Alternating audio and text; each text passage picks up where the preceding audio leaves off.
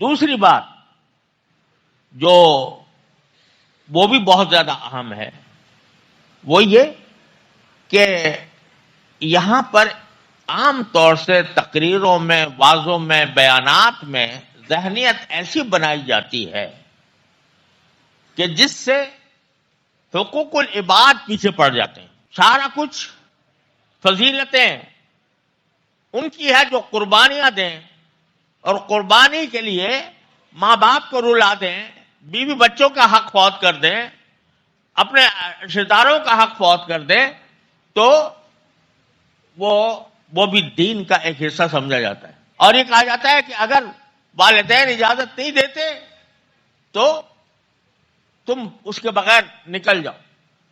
اگر بیوی تمہاری اکیلی ہے تو اس کو اکیلی چھوڑ کے چلے جاؤ. یہ تعلیم عام طور سے بڑے حضرات عام طور سے ایسا نہیں کرتے، لیکن جو چھٹبھئیے ہیں وہ اپنی تقریروں میں، اپنے بیانات میں اس طرح کی باتیں کرتے ہیں. میں خود آنکھوں سے گواہ ہوں ایسے کا کہ وہ چلے کا شوق ہو گیا اس کو.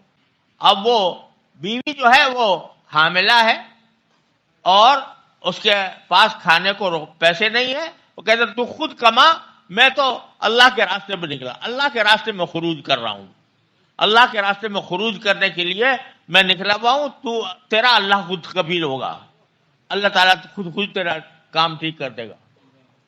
یہ مسائل پیدا ہو رہے ہیں. کیوں؟ اس لیے کہ حالانکہ جو 6 نمبر ہیں ان میں اقرار مسلم ایک اہم نمبر ہے. اقرار مسلم کے اندر تمام بندوں کے حقوق کے اعمال شامل ہیں. وہ ان کے اوپر زور دینے کے بجائے کہ جی دیکھو حضرت حنظلہ رضی اللہ تعالیٰ عنہ وہ اپنی بیوی کو پہلی رات میں چھوڑ کر جنگ پہ چلے گئے، تم بھی جیسے ہی کرو اور اسی طرح کیا کرو. خروج فی سبیل اللہ کے لیے، اس کا نام خروج فی سبیل اللہ ہے، لہذا اس کے لیے چھوڑ کے جایا کرو اپنے بیویوں کو، اپنے ماؤں کو چھوڑ کے جایا کرو. ارے بھائی اس وقت نفیر عام تھی، اللہ تبارک و تعالیٰ کی طرف سے ہر شخص کے اوپر فرض تھا، وہ تشریف لے گئے. اب اس کو تم کہو کہ ہر مسلمان کو چاہیے کہ وہ شادی ہونے کے بعد پہلا کام یہ کرے کہ ابھی وہ خلوت صحیحہ بھی نہ ہوئی ہو اور وہ جا کے چلہ لگائے. سمجھے آپ؟ تو یہ ذہنیت پیدا کر رہے ہیں لوگوں کے اندر. ماں کو چھوڑ کے باپ کو، ماں بیمار ہے، باپ بیمار ہے، تمہاری خدمت کا محتاج ہے، چھوڑ کے جا رہے ہو. یہ کہاں کا دین ہے؟ رسول کریم صلی اللہ علیہ وسلم کے پاس 2 صحابی آئے، آ کر انہوں نے عرض کیا کہ یا رسول اللہ ہم جہاد کے شوق میں آئے ہیں، جہاد کے لیے آئے ہیں، تو اپنے ماں باپ کو روتا چھوڑ کر آئے ہیں. رسول کریم صلی اللہ علیہ وسلم نے فرمایا جاؤ واپس، اور جس طرح روتا چھوڑ کر آئے ہو ان کو جا کر ہنساؤ. تم جہاد میں قبول نہیں ہو کہ تم اپنے والدین کو اس طرح چھوڑ کر آئے ہو.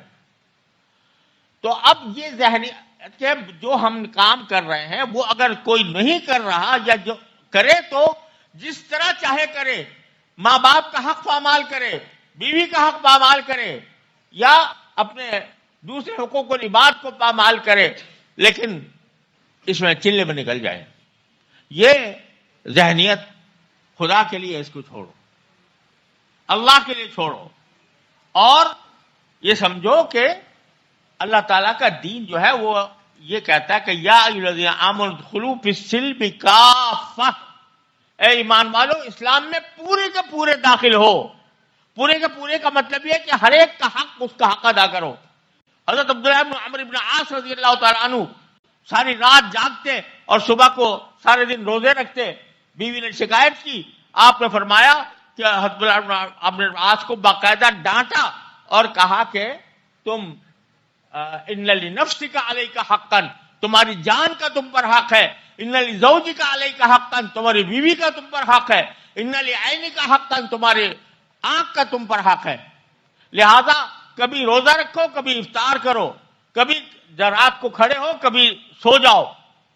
اس کی تعلیم دی نبی کریم صلی اللہ علیہ وسلم. ہر ایک کا حق ادا کرو. قرآن کہتا ہے تلک حدود اللہ، یہ اللہ کی قائم کی ہوئی حدیں ہیں، ان حدوں کو پہچان کر کام کرے گا انسان تو مسلمان ہوگا اور صحیح معنی میں وہ دین پر کاربند ہوگا، اور حدوں کو کراس کرے گا تو وہ دین پر عمل کرنے والا نہیں ہوگا۔